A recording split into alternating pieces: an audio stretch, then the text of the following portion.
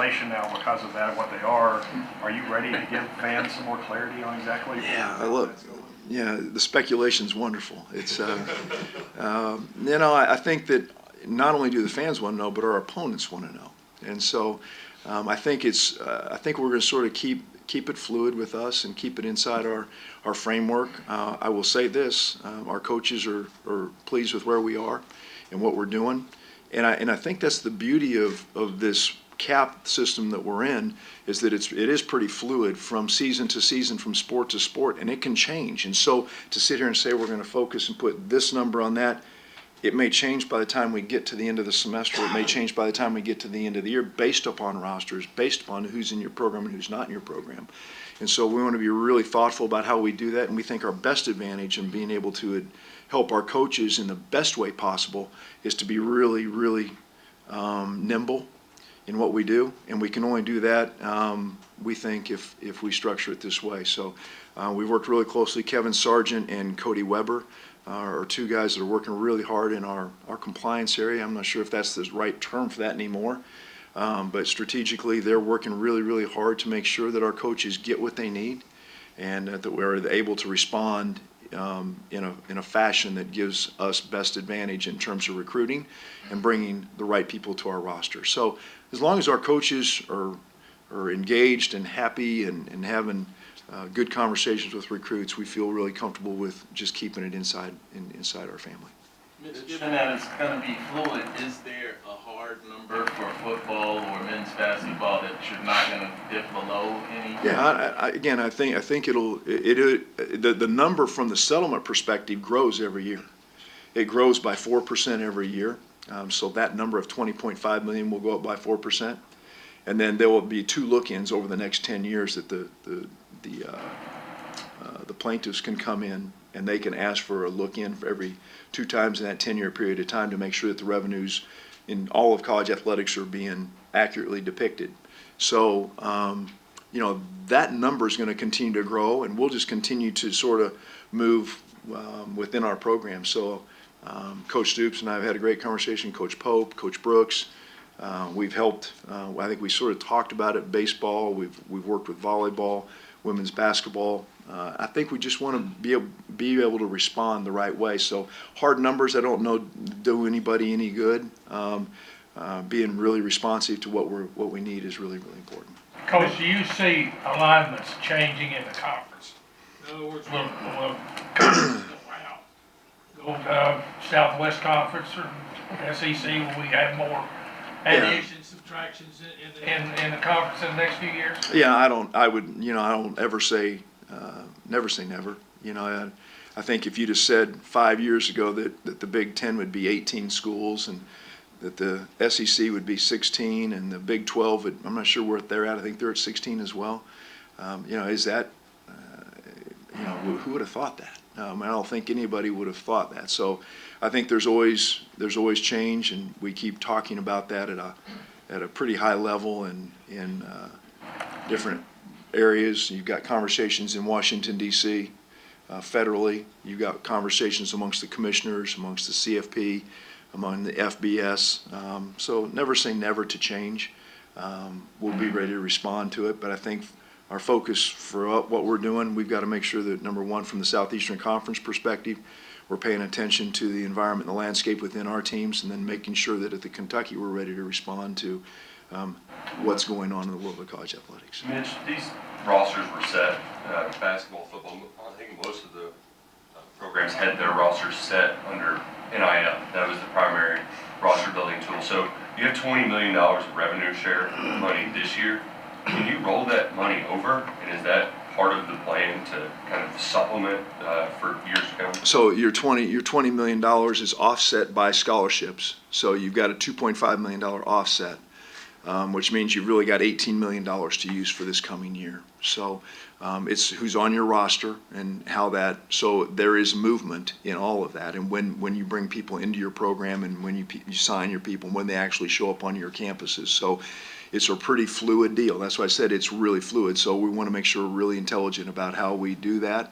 Agreements that we sign, those NIL the NLI, the NLIs we sign for their scholarships and their revenue share agreements or their contracts, those have all got to be done very strategically, and that's why our compliance office has done a portion of this for years. Think about the equivalency scholarships we've used in our non-full scholarship sports. It's the same premise, if you will, is using those. So who's coming onto your roster in an equivalency scholarship and how you use that scholarship and break it up. That full scholarship is 250s, is it 330s, is it, that kind of thing. So we're trying to be really thoughtful about how we do that. So you can't use unused money. The money's the same. The cap is still $18 million. So wherever you fall in that $18 million, you have to find a way to use it strategically. So it is a use it or lose it sort of deal. Yes, yeah, you don't get to carry, if you only use $15 million, you don't get the next year, you don't get the $3 million added to it, so correct. What's a successful football season look like for you?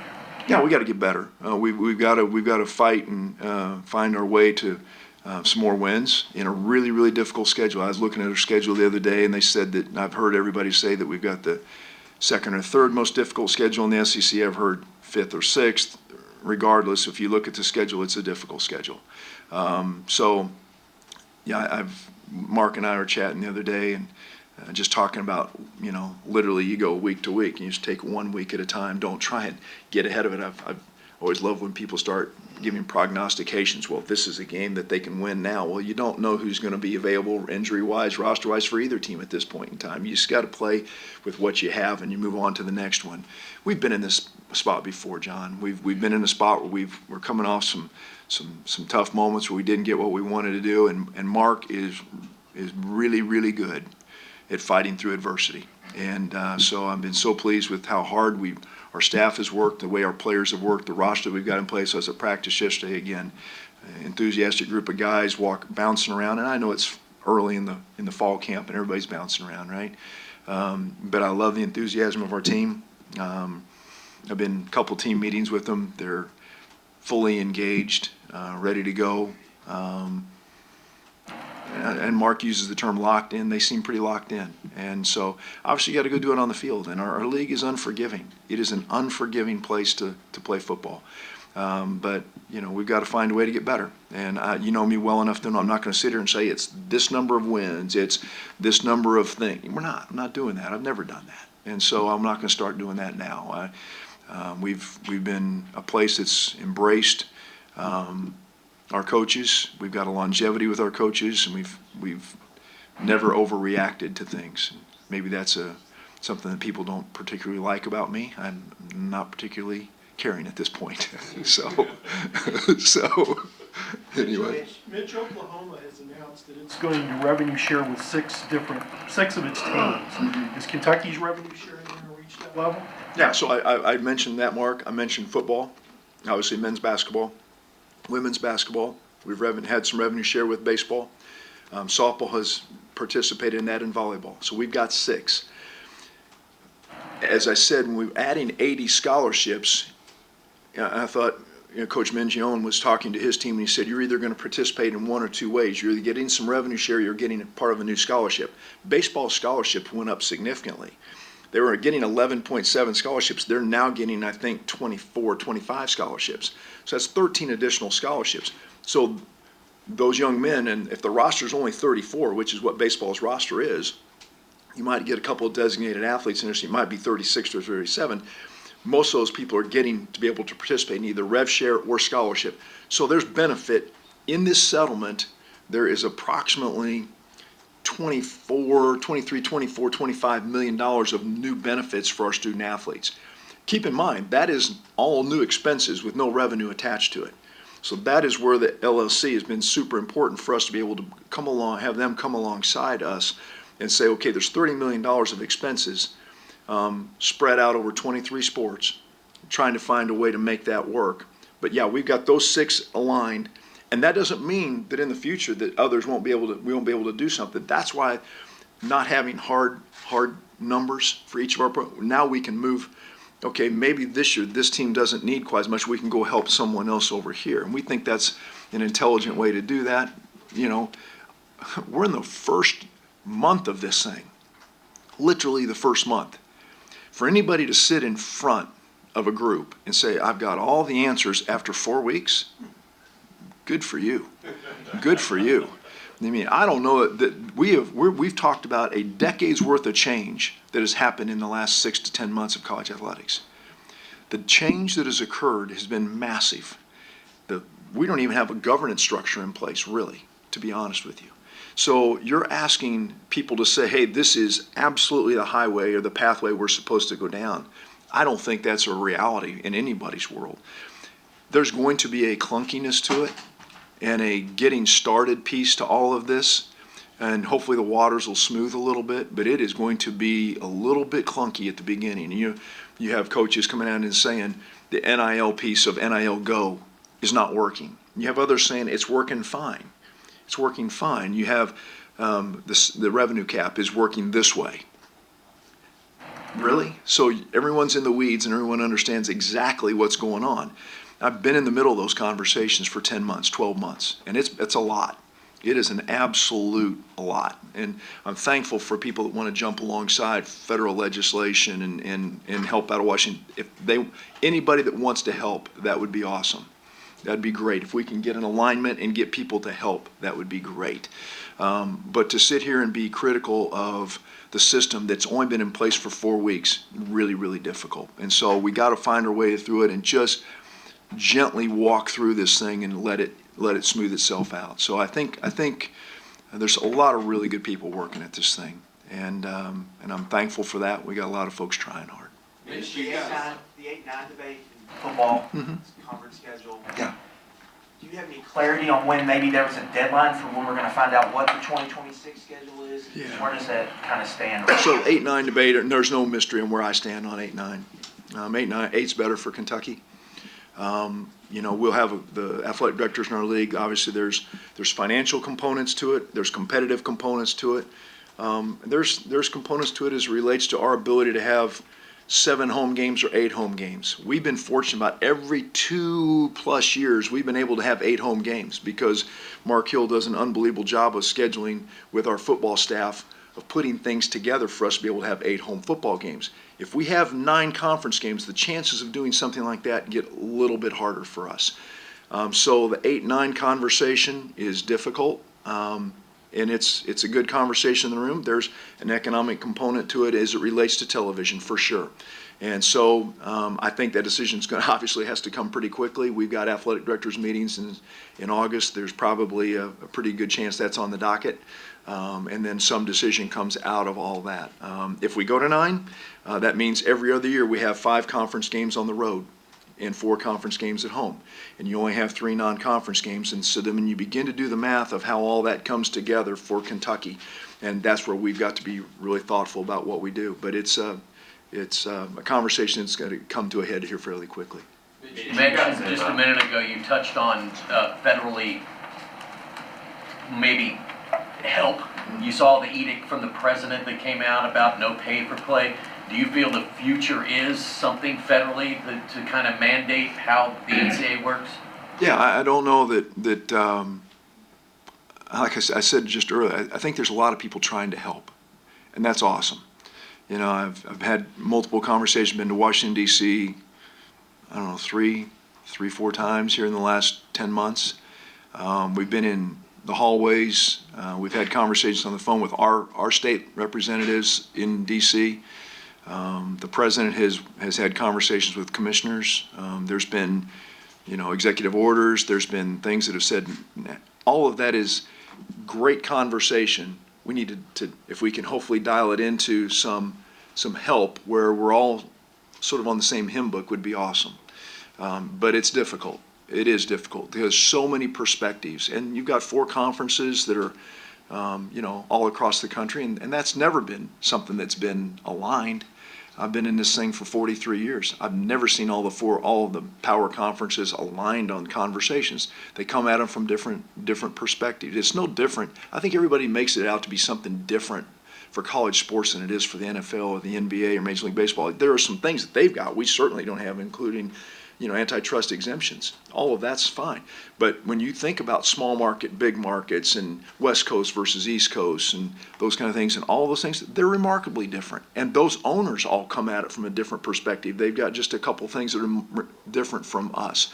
We don't have that yet. And maybe over time it gets to that spot where we have some of that help. But it's, the essence of college sports is uniquely different than it is anywhere else in anything else. We provide Olympians for our countries and for other international countries.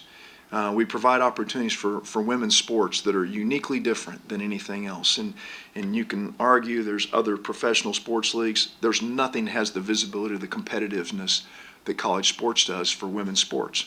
You look at what we've done for the sport of baseball. Although very few schools make money in baseball, the platform of college baseball is remarkable. And it's all fed through the lens of the Southeastern Conference, the Big 12, the ACC, and then how we bring all of that together is really, really important. And so we don't want to lose that. I'm disappointed that we had 675 student athletes last year on our rosters. We're going to be down to about 525, 530. We lost 145 kids for our program. That breaks my heart. Those are 145 kids that had a chance to come in and experience a locker room and go do some really, really cool things in life. They might not have been NFLers or NBAers or WNBAers. They might not be, but they had an opportunity to be in a locker room and experience that. And that disappoints me. But having said that, I want to make sure we preserve the 23 sports and the 500 we've still got left in our program, and we grow them as best we possibly can.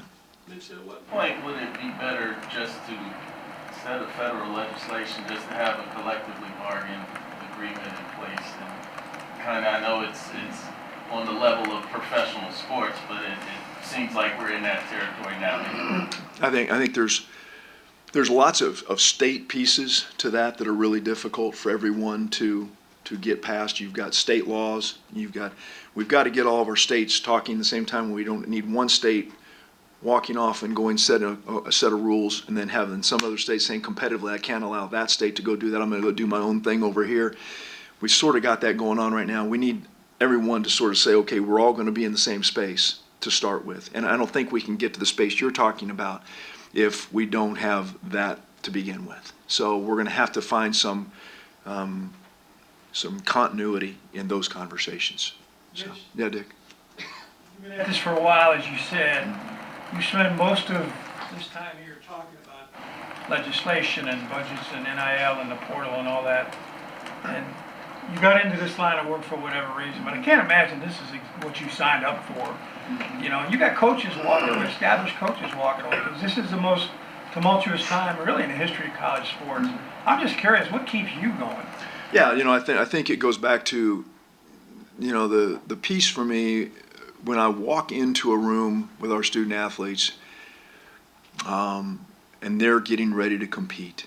I love that. I had a chance to go to 3 or 3.5. I watched some individual workouts yesterday. I went to football practice and had a chance to go watch our 2 basketball teams work out for a bit yesterday. That's all you do, right? Walk around and go to practice. That's all we do. But I wanted to see our kids compete because that is the reminder for me as to what's important in what we do. I go back to my conversation about that couple that we visited. That's the reality. We were getting ready to play Duke in basketball the following Tuesday when I met them. And she goes, we play Duke on Tuesday. So, really? Wow, that's good to remember. And I say that because that's the special part about what we have in college athletics. A unique ability to walk into a room with young people that love what they play. And I love that. And I love watching kids get their degrees who we maybe didn't think could get a degree. And I can list tons of them that walked across the stage and got a degree. And you say, well, that's really nice, Mr. Barnhart. That's a wonderful thing to say. It's true. I find joy in that. I find joy in the winning, not in the losing. I find joy in the winning. There was one of our coaches had a competitive practice session and was reminding everybody it is about winning. It is about winning. This is not an intramural activity, all right? And so I like that part. Having said that, we're in some really choppy waters, Dick, really choppy waters, and we're trying to find our way through it. And so we'll do. I think it's important that we try and smooth the waters for the next generations, couple generations, see if we can find a way to help them maintain the opportunities we have. All my kids participated in college sports. My wife and I had an opportunity to be at a place where we had a chance to experience that as well. And we know how important it is. It is important. It's important in this community. I go back to, we had 400 events on this campus last year. 400 events on this campus this year. Where's Scotty? Is Scotty back here somewhere? There he is. Hey, the guy in the back helped us run 400 events. My staff worked relentlessly. Why is that important? It's important to the people we put the events on for. Guess what it was also important for? This community. This community benefited economically in a lot of different ways. Hotels, restaurants, gas stations, grocery stores. People benefited. It's important for us to be strong so this community can be strong. We're a part of a really, really cool piece in this deal. Really cool piece. The horse industry, really neat with Keeneland. The Bourbon Trail has become a part of the tourism piece of this place. And then throw Kentucky athletics in the middle of all that, there's a reason people come. It's a pretty cool deal, and we're thankful to be a part of that. But it's important on a lot of fronts that we're successful, and so we want to do that. And we benefit everyone. It's sort of the rising tide piece raises all of it, and that's part of our responsibility. It is a responsibility, and we do feel that. Mitch, the SEC Set its own football scholarship limit within the settlement. Yes. Is there any uniformity in The other sports in terms of like what you all are doing as a league and Yeah. testing each of them? Yeah, there is. There are. And you know, we're sort of in the settlement, with the settlement has defined most of that for us, John. The SEC is the 85, and those are 85, keep in mind, those can be 85 partials now. So you can say, hey, I've got the last 20 guys on my roster, I'm going to take those last 10 scholarships and break them up and make them partials if you wanted to, just like we did in every other sport. You couldn't do that in the previous days, but you can now. And so football is a little unique in that we're at 85 and some other conferences are different numbers, and that may change over time. Don't know how that's going to play out. Again, we're 4 weeks in, so but I think our rosters are pretty set, and our coaches are fully aware. And again, many of our rosters benefited from this thing, and so I point to baseball. Although their overall roster number is less, their scholarship number is significantly greater. Softball, significantly greater in scholarships. Track and field, more scholarships, and so all those. But the roster number for track and field is smaller. So it's really fascinating, and it's a puzzle that we're putting together, and I think our people have done an amazing job. And I go back to our staff. The culmination of activity for our staff, from whether it's an event, normal procedural thing that we go through, to the transition from the litigation, all of that, and the settlement, really, really difficult, really complicated, to the transition to the LLC, really complicated, not easy. And everybody says, well, it's just, you just changed names. No, we didn't. There's a lot to that. And I'm thankful, super thankful for that. Having said that, you bring a way of doing your work for a good number of years. And now you're aligning it a little bit differently, and we're having conversations that'll be fine. It's no different than any locker room you have. You bring new folks into the locker room, you got to find a way to make sure the family gets all synced up and make sure it's on the same page. And we're getting there. We're getting there. I'm thankful for Dr. Monday and his staff and my team, but it's been an awful lot the last 6-8 months, and I'm really, really, really proud of our group, our K-Fund group, and the fundraising efforts that they've had, incredible. Our marketing group, our events and operations, facilities, it's been a lot. Anybody want to go to that concert we had this summer, this spring? Yeah. It didn't just roll out and happen. Those folks were putting in 100-hour weeks trying to get ready to get the stage ready. That wasn't an athletic event, right? It wasn't our event. But it was. It was big for the community. Everyone had a great time. It was an awesome concert, and beautiful night in Kroger Field. And we're going to do it 9 times a year. I'm kidding. We're not. We're not. Folks, We're thanks a not. lot. Appreciate We're not. y'all being here today. We'll have our Yeah. coordinators. Over the last few months, a lot of these programs are talking about measures to add more revenue. But last month, you talked about capital campaign projects and potentially entertainment districts. So how do those two, seems like you're spending more money, but you also need more money. How does that balance? Yeah, I think you got to find things the things that you're going to spend money on have an ability to produce revenue.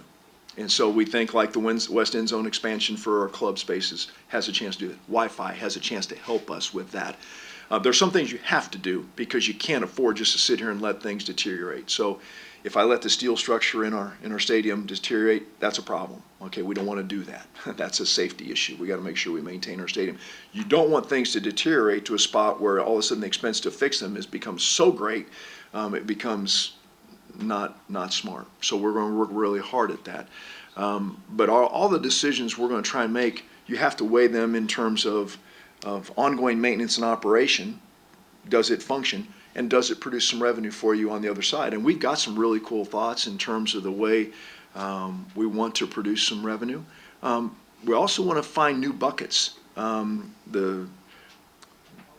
Most athletic departments have 5 buckets. They have tickets, they have fundraising, they have concessions and souvenirs, contracts, your Nikes and Gatorades and things like that, your JMIs, those contracts, and then the last one is your conference revenue sharing from your television. Those are the 5 buckets that have generally occurred for most schools. And so how can you add 3 or 4 more buckets as you go forward? And that's our goal. Let's put 2 or 3 more buckets out there and fill those up. And that's where the LLC comes alongside us and helps us some new thoughts. Maybe gives us some flexibility and some things, some areas that we can get into that might not be specifically athletics related, but give us the ability to create revenue to do that differently without straining the folks that have been so good to us and showing up in our stadiums and our arenas. We're trying to keep those as best we can at a reasonable rate. Okay, thanks, Nick. Appreciate it. Thanks for your time, guys.